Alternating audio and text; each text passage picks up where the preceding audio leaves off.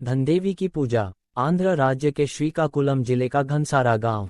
ऊंचे ऊंचे नारियल के वृक्ष, घास फूस के छप्पर, पोखर और ताल तलैया। गांव के कच्चे रास्तों से धूल उड़ाते जानवरों का काफिला रोज सुबह शाम चरागाह को जाता। इनके साथ गांव के बच्चे भी चरागाह में पहुंच जाते और दिन भर वहीं खेलते। गांव के लोग दिन भर खेती बाड़ी और घर के कामकाज में व्यस्त रहते। गांव में मुश्किल से ही कोई पढ़ना लिखना जानता था। जादू, टोने, टोटके और देवी देवताओं में इनका बड़ा विश्वास था। आए दिन मनौतियां होती रहतीं। सुबह शाम गांव के अनेकों मंदिरों से घंटे घड़ियाल की ध्वनि गूंजती रहती। मंगलवार की संध्या थी। रोज की तरह मंदिरों से घंटियों और प्रार्थना का स्वर उठ रहा था। पर आज और बच्चों के साथ 9 वर्षीय बालक दामोदर वापस नहीं लौटा था। उसकी माँ और परिवार के और लोग घर घर जाकर खोज कर रहे थे। दामोदर सुबह होते ही खेलने निकल गया था। 2 दिन तक खोज होती रही पर लड़के का कहीं कुछ पता न चला। तीसरे दिन दामोदर के परिवार के लोग ढूंढते ढूंढते गांव के एक पुराने कुएं के पास पहुंचे और झांक कर देखा तो एक बच्चे का शव उसमें तैरता दिखाई दिया। शव बाहर निकाला गया। ये बालक दामोदर का ही शव था। इन घटना की सूचना गांव के मुंसिफ को दी गई। मुंसिफ स्तंभित से रह गए। बोले, हाँ भगवान, कैसी अनहोनी बात है। जिस बदमाश की यह करतूत है उसे सजा अवश्य मिलनी चाहिए। फिर कुछ सोचकर मुंसिफ ने कहा, पर हो सकता है दामोदर कुएं के पास खेलते खेलते उसमें गिर पड़ा हो। फिर भी पुलिस में तो रिपोर्ट करानी ही चाहिए। मुंसिफ ने कोतरू के पुलिस थाने में इसकी रिपोर्ट लिखा दी। पुलिस वाले गांव में आए। उन्होंने गांव में बहुतेरी पूछताछ की और मौके पर जांच की पर उसका कोई परिणाम न निकला। मुंसिफ ने गांव के प्रधान और पंचायत के और लोगों को भी बुलाया। सभी इस विचार से सहमत थे कि दामोदर खेलता खेलता कुएं में गिर गया होगा। उसकी मां तथा परिवार के अन्य लोगों को भी किसी पर संदेह न था। बालक का शव डॉक्टरी जांच के लिए अस्पताल भेजा गया। अस्पताल गांव से बहुत दूर था। रास्ता भी पैदल का। कई दिन बाद जब शव अस्पताल पहुंचा तो वह काफी सड़ चुका था। उससे बालक की मृत्यु के निश्चित कारण का पता न चल सका। इस घटना को हुए 1 महीना बीत गया। फिर मंगलवार आया। 2 बच्चे दोपहरी को खेलने निकले थे। एक का नाम वेंकट राव, उम्र लगभग 5 वर्ष और दूसरे का मेघनाथ, उम्र करीब 6 वर्ष। रात हो गई थी पर ये दोनों बच्चे घर नहीं लौटे थे।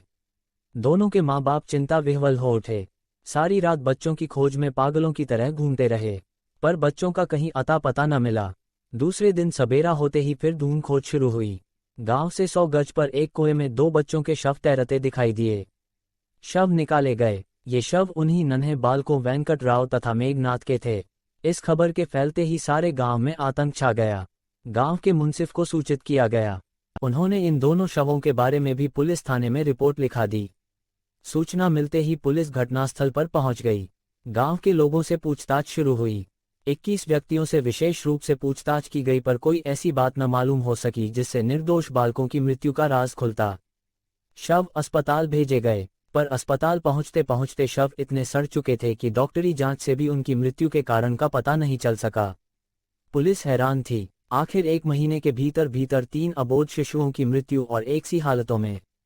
यद्यपि मृत्यु के कारणों का कोई प्रमाण नहीं मिल सका था पर पुलिस अधिकारियों को विश्वास हो गया था कि इन बालकों की हत्या की गई है।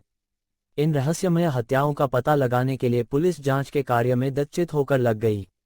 विजयनगरम के पुलिस अधीक्षक स्वयं जांच के लिए गांव में आए, पर बहुत पूछताछ के बाद भी पुलिस को कोई सुराग न मिल पाया।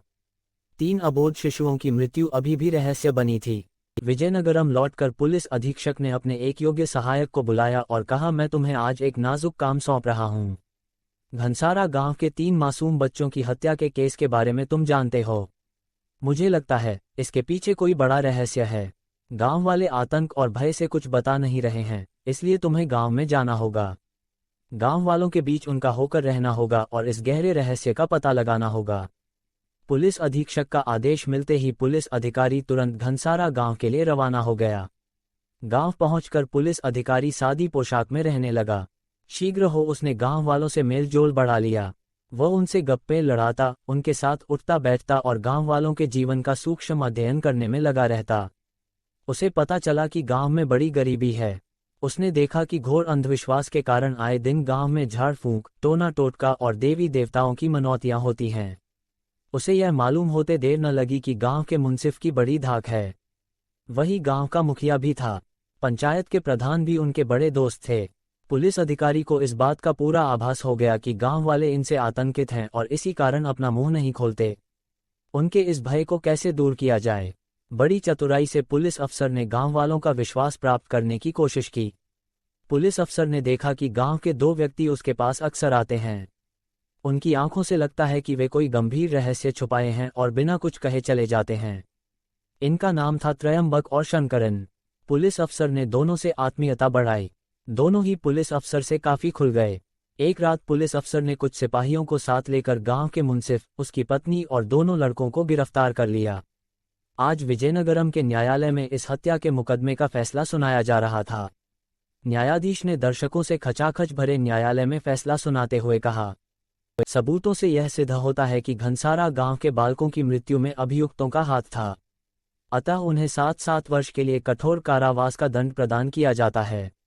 ये सुनते ही मुंसिफ की पत्नी चीख कर गिर पड़ी और बावली सी चिल्लाने लगी, धनशक्ति, धनशक्ति, देवी मुझे बचाओ। याद है तुमको वो रात जब तुमने मुझे स्वप्न में दर्शन दिए थे?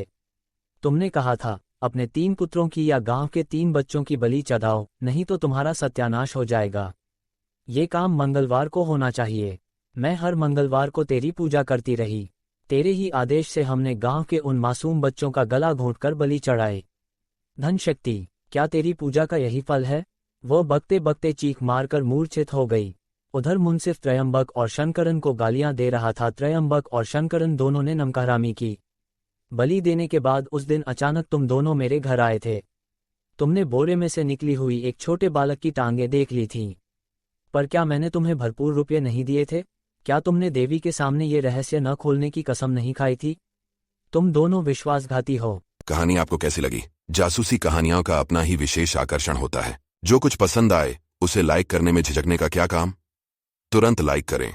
यदि मजा ना आया तो अनलाइक करें। अपने विचारों को यहाँ कमेंट करें, सब्सक्राइब करें, अपने मित्रों को भी बताएं।